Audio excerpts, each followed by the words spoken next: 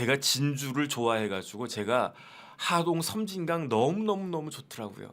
그다음에 이제 제가 그 소설책 많이 보는 편인데 이제는 그 진주를 배경으로 한 소설책들 많이 봐가지고 진주랑 저랑은요 일도 그게 없는데 그 뭐 연고가 없는데 그래도 진주 몇 번 내려가가지고 거기 뭐가 있죠 진주성 있고 그다음 진주에 뭐 논개도 있고 그다음에 진주가요 평양, 전주, 진주 이런 데가 굉장히 조선시대 때 문화가 발달했던 데거든요. 그래서 이른바 그런 뭐죠? 그 뭐라 그럴까? 뭐 기생이라고 하나? 어쨌든 발달하는 데가 평양하고 진주였어요. 그 다음에 공통점이 뭡니까? 평양하고 진주의 공통점 냉면. 그 다음에 전주하고 진주의 공통점 뭔지 아세요? 비빔밥. 이렇단 말이에요. 이게 아주 그 조선시대 농경사회 때는 그 농사가 잘 되고 막 그런 도시가 진주니까 제가 진주에 대해서 관심이 있단 말이죠.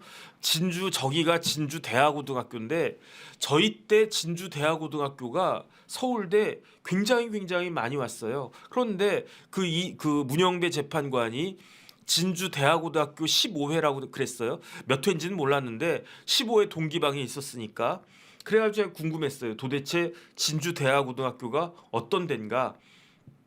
그 건물이 한 10,000평 되는 것 같아요. 그래서 운동장이 한 3,000평 정도면 학교 운동장 나온다고 그랬는데 소은 선생님 감사드립니다.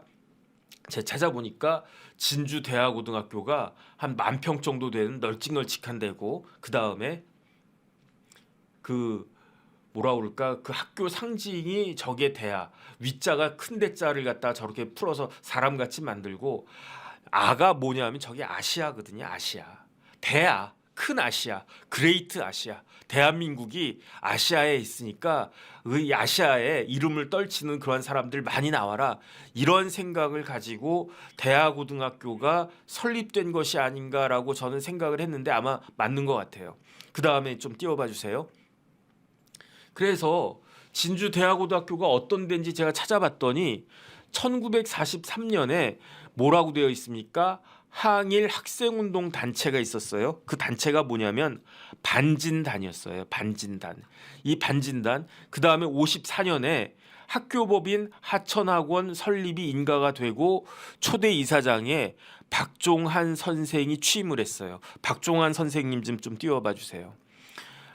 박종환 선생님이 진주 사람인데 진주에 아주 그 유서가 깊은 명문가에서 태어난 것 같아요. 그래서 그 당시 일제시대 때 저기 박종환 선생이 1925년생이에요. 1925년생인데 진주에서 제일 좋은 학교가 일제시대 때 진주고등학교 아니었겠습니까? 진주고등학교 나오고 서울대 상대 나와가지고 그랬던 분인데 아까 이야기한 그 반진단이 1943년에 그러면 만으로 18살 때 청년 박종환이 만든 항일 단체가 반진단인데 이게 1944년 11월에 들통이 나가지고 저 박종환 선생이 투옥돼 가지고 고문까지 받고 고초를 겪다가 1945년에 8.15 광복절 계기로 풀려나서 1945년이면요. 만 20세 때였어요. 만 20세 때. 그러니까 10대 말에 항일운동 해가지고 고초 받다가 20세 때 해방돼 가지고 풀려난 다음에 대하중학교를 먼저 설립했는데 그 대하중학교가 언제 설립이 됐느냐? 1953년에 설립된 거예요. 그러니까 저 양반이 뭐 집이 넉넉했던 것 같아요.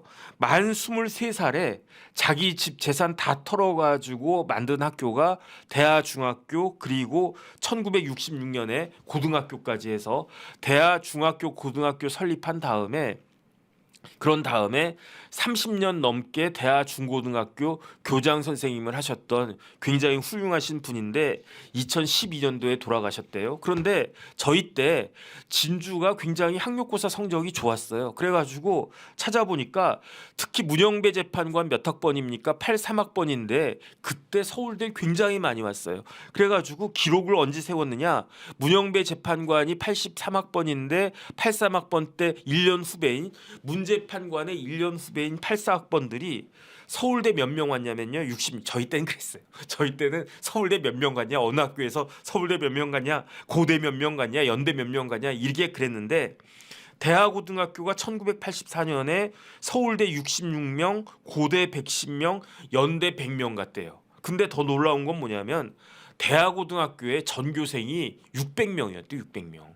그러니까 전교생 600명 중에 절반이 스카이를 갔다는 이야기 아니겠습니까?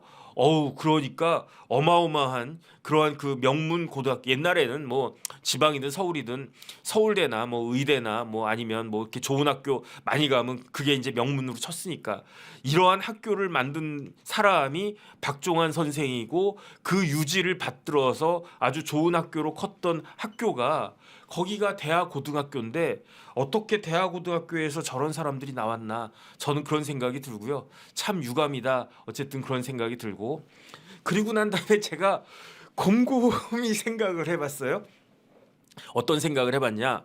대하고등학교 내가 많이 이야기가 들었는데 왜냐하면 제가 노트 정리를 하잖아요. 노트 정리 이렇게 노트 정리를 갖다 이렇게 한단 말이에요. 제가 이제 막 어떤 사람들은 쓱 보면 다 외워진다고 그러는데 저는 그게 안 되니까 노트에다가 일일이 다 적는단 말이에요. 그러면은 어렴풋이 노트의 내용은 기억이 안 나는데 어떤 내용 비슷한 내용을 어딘가 내가 적어놓은 것 같다 그러면 이걸 갖다가 이렇게 딱 찾아가지고 제가 날짜 적어놓거든요. 이게 2024년 작년 3월 11일부터 4월 16일까지 그 썼던 그 노트인데 방송용으로. 그런데 대하고등학교 내가 어디다 써놨던 것 같은데 해가지고 딱 생각을 해봤더니 생각이 딱 불현듯 났어요. 대하고등학교에 누가 졸업했는가? 대하고등학교를 졸업한 사람들 유명한 사람들 되게 많아요. 뭐 어떤 뭐 검사장도 있고 뭐 유명한 사람들 뭐 명문이니까 1년에 서울대 막 60명씩 갔던 학교니까 연고대 막 200명씩 갔던 그런 학교니까 유명한 사람들 오죽 많겠습니까? 그런데 대하고등학교 출신 유명한 사람을 제가 노트에 딱 적어놨는데 그 사람이 누구냐? 짜잔 띄워봐 주세요. 짜잔 양문석이야. 그래가지고 제가 그 생각이 난 거예요. 그 양문석 의원님은 그 85학번입니다. 85학번. 문영배 재판관은 83학번이에요. 그러니까 문영배 재판관이 15회라고 하면 양문석 의원님은 17회란 말이죠. 그러니까 양문석이 1학년 때 문영배가 3학년이었다는 이야기야. 그런데 그 문영배 재판관은 고향이 저기 하동의 북천면이었어요. 그런데 양문석은 태어나기를 어디서 태어났느냐? 통영에서 태어났어요. 그래서 중학교까지는 통영중학교를 나왔는데 그런데 그래도 그 경상남도 서부 경남에서는 제일 좋은 그 교육적으로 좋은 데가 진주. 그다음에 진주에 진주고등학교, 동명고등학교, 대하고등학교 이런 데가 좋으니까 그러니까 아마 통영에서 진주로 유학을 간 것 같아. 그래가지고 졸업한 학교가 대하고등학교예요. 그런데 제가 사실은 양문석 의원님에 대해서 이야기를 할까 말까 하다가 안 하고 있었는데 왜 할까 말까 했었습니까? 저것 때문에. 저게 뭡니까?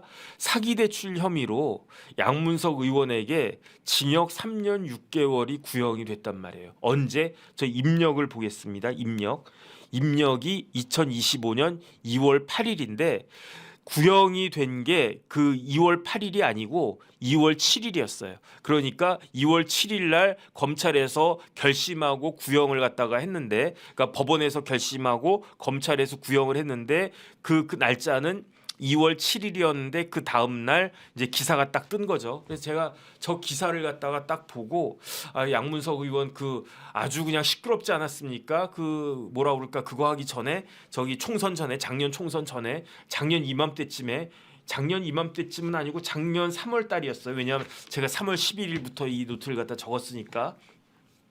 그랬는데 어쨌든 그게 딱 그 매치가 돼가지고 그래가지고 지금 대하고등학교 출신 2명의 사람이 한 명은 법대 위에서 한 명은 법대 밑에서 대한민국을 굉장히 소란스럽게 하고 있구나 그런 생각이 듭니다.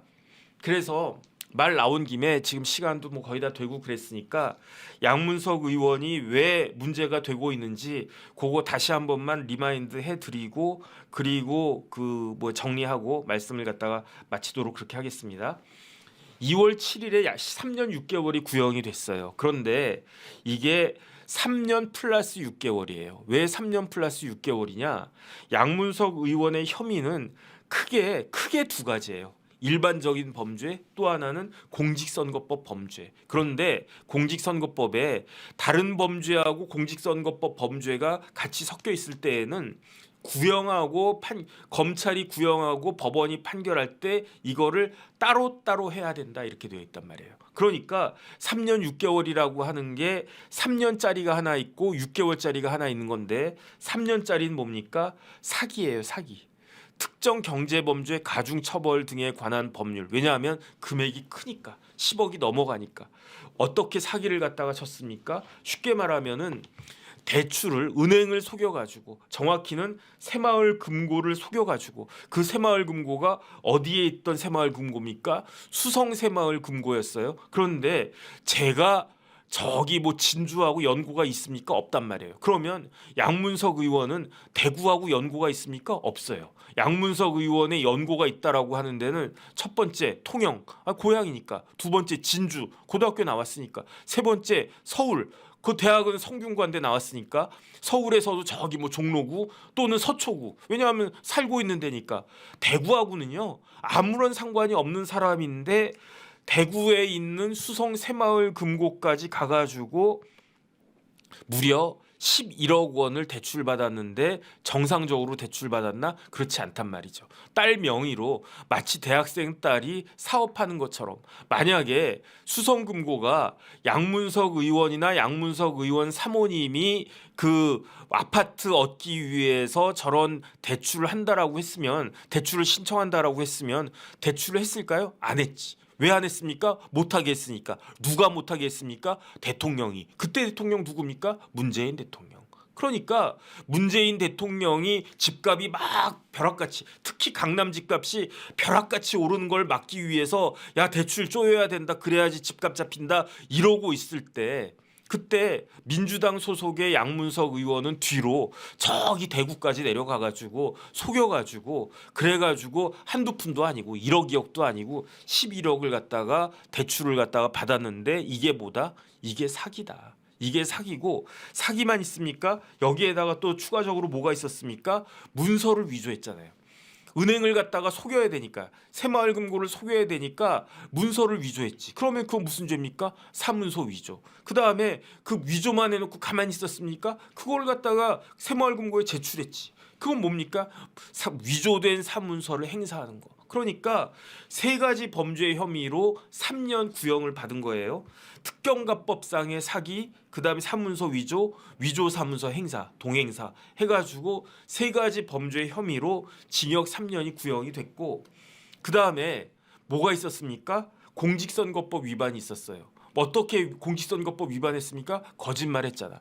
대출 받는 과정에 있어서 나는 아무 잘못이 없었어. 오히려 뭐 대출 모집인이 먼저 이야기를 갖다가 하고 뭐 마치 새마을금고가 먼저 돈 빌려가세요, 돈 빌려가세요 이런 식으로 이야기했다는 것처럼 페이스북 같은 데다가도 글 올리고 유세할 때도 자기 억울하다고 글 올리고 이게 뭡니까? 이게 허위사실 공표죄. 누구랑 똑같습니까? 이재명 대표가 걸려있는 공직선거법상의 허위사실 공표죄 250조랑 똑같은 게 걸려있는 거예요. 거기에다가 하나가 더 걸려 있었어요. 뭐가 더 걸려 있었느냐?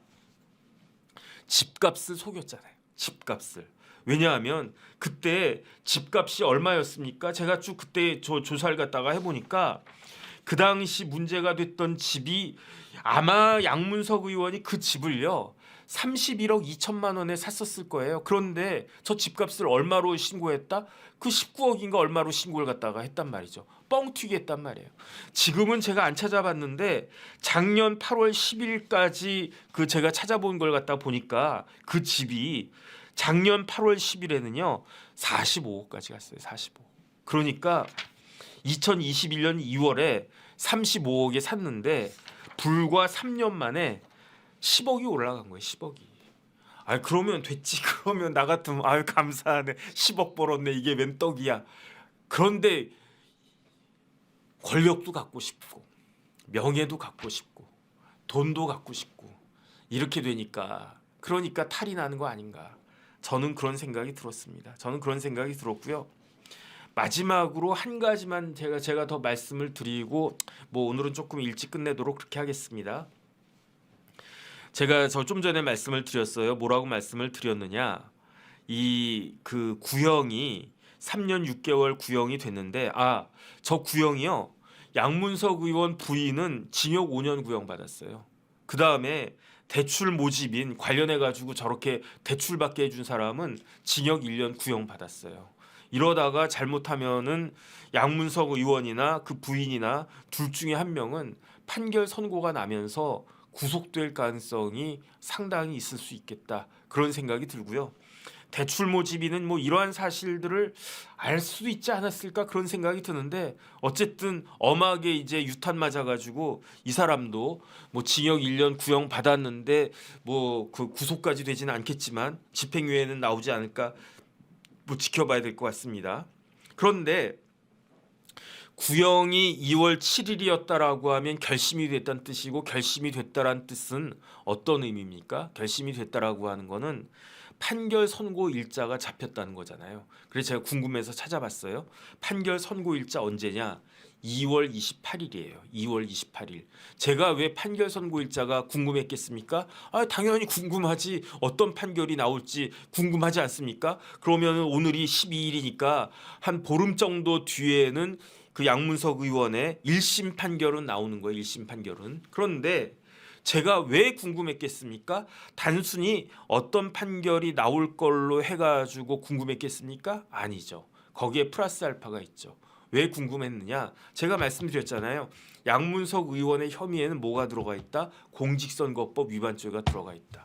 공직선거법 위반죄는 뭐다? 633이다. 그러면 양문석 의원에 대해서는 이 1심 재판이 얼마나 걸렸을까? 그게 저는 궁금했던 거예요. 그래가지고 선고일자 2월 28일 그러면 기소된 날짜는 언제냐? 제가 양문석 의원 사건에 대해서 사건 번호를 알았으면 뭐 이재명 대표는 워낙 유명한 사건이니까 막 사건 번호 같은 게 다 이렇게 오픈이 돼 있단 말이에요. 근데 양문석 의원은 이재명 대표만큼은 유명하지 않은 분이라서 그런지 사건 번호를 못 찾겠단 말이에요. 그래가지고 기소가 언제 된 그 사건 진행되는 내역은 제가 확인은 못 하는데 그런데 언제 기소됐는지는 한 번만 띄워봐 주세요.